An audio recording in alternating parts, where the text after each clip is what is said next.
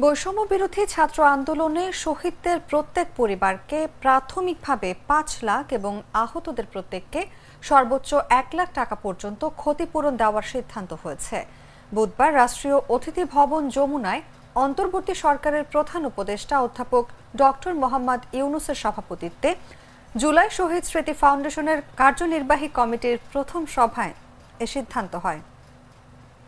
সভায় জানানো হয়, আহতদের ক্ষতিপূরণের অর্থ যত দ্রুত সম্ভব প্রদান করা হবে এবং ঢাকায় অনুষ্ঠেয় স্মরণ সভায় শহীদ পরিবারের হাতে চেক তুলে দেওয়া হবে।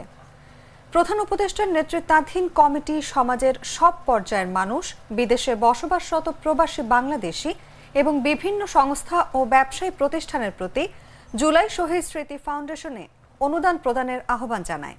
এছাড়া সভায় জুলাই আগস্ট গণজাগরণের সব ভিডিও, ছবি, মৌখিক ইতিহাস ও অন্যান্য নথি ও স্মৃতিচিহ্ন সংরক্ষণ ও আর্কাইভ করার সিদ্ধান্ত হয়।